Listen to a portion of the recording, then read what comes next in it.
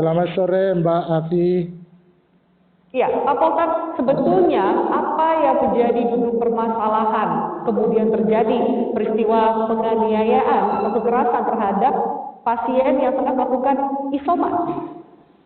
Ya, setelah diketahui bahwa Pak Selamat Sianipar ini positif, maka Satgas Desa yang diketuai oleh Kepala Desa mengambil langkah-langkah pengamanan untuk diisolasi mandiri.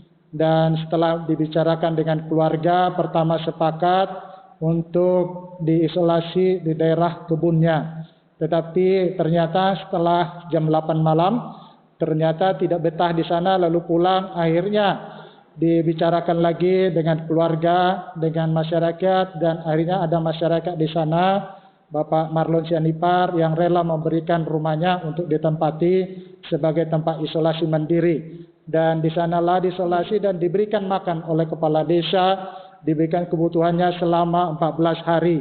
Namun Pak Selamat menurut kesaksian yang disampaikan Kepala Desa dan masyarakat keluar dari tempat isolasi dan berusaha untuk memeluk banyak orang dan juga berusaha untuk memeluk istri dan anak-anaknya walaupun sudah dilarang oleh masyarakat dan sudah dijelaskan oleh Satgas Desa lewat Kepala Desa dan juga Bidan Desa tidak boleh bersentuhan dengan orang.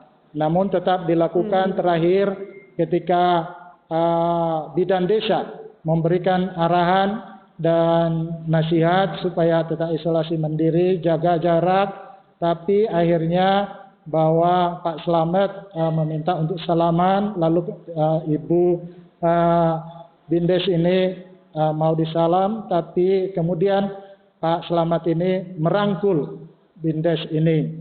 Nah, ini sudah sangat berbahaya dilihat oleh masyarakat, lalu masyarakat melakukan langkah-langkah antisipatif, dilakukan pengamanan Pak Selamat seperti apa yang kita lihat di dalam video itu yang menurut kesaksian Kepala Desa bahwa hal itu adalah pengamanan supaya jangan tertular kemana-mana. Memang di desa itu tidak ada APD pada saat itu, lalu mereka menggunakan alat-alat yang kita lihat untuk menjaga jarak dan untuk menguasai, mengontrol Pak Selamat supaya tidak menyebarkan virus itu kemana-mana, supaya tidak memeluk yang lain.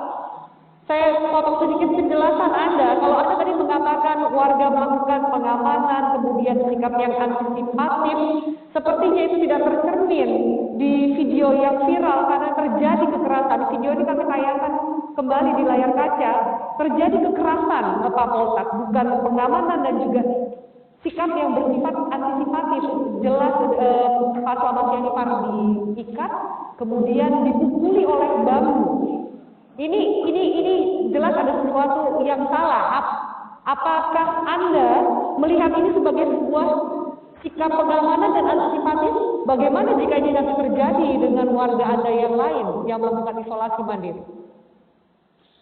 Ya, sekali lagi Mbak Afi, bahwa keadaan di sana pada saat itu memang sudah tahu betul mereka bahwa dampak daripada COVID itu, maka mereka langsung melakukan reaksi ketika berusaha mereka dikejar-kejar.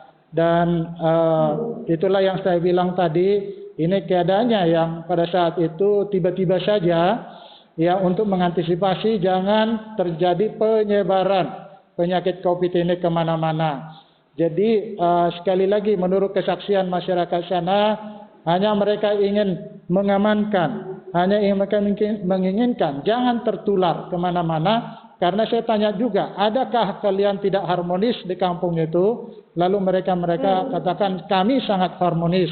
Tidak ada sama sekali karena benci, karena tidak suka. Tetapi lawan kita adalah COVID. Jangan sampai COVID ini tertular kemana-mana. Demikian, Mbak Pak Polsat, apakah warga atau masyarakat yang terlibat dalam aksi yang terjadi kepada Pak Selamat Sianipar ini sudah dites lebih jauh?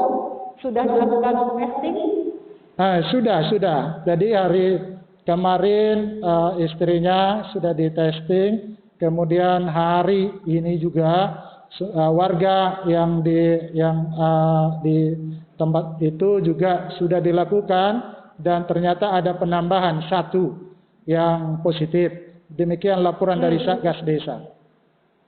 Pak Poltar, tapi pengakuan dari anak yang bersangkutan mengatakan memang terjadi kekerasan, ada pemukulan, dan akan melaporkan kejadian tersebut kepada pihak yang berwajib. Apa tanggapan Anda sebagai pemimpin daerah?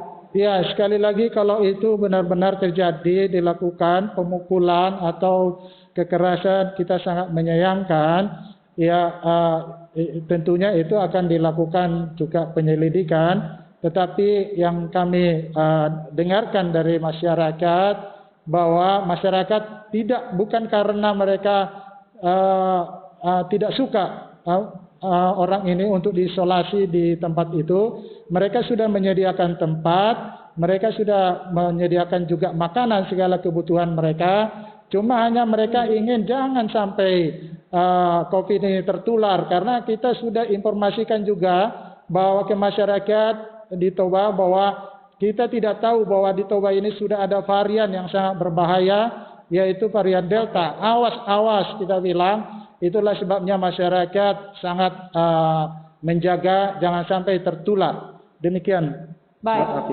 Pak Poltar, bagaimana Bapak menjamin bahwa kejadian seperti ini mungkin kita bisa katakan kesalahpahaman jika ternyata memang yang dilakukan adalah mengamankan dan mengantisipasi supaya tidak terjadi lagi? Karena bagi orang yang melihat video tersebut, mereka melihat ada kekerasan yang dilakukan oleh warga Bapak terhadap pasien yang isoman.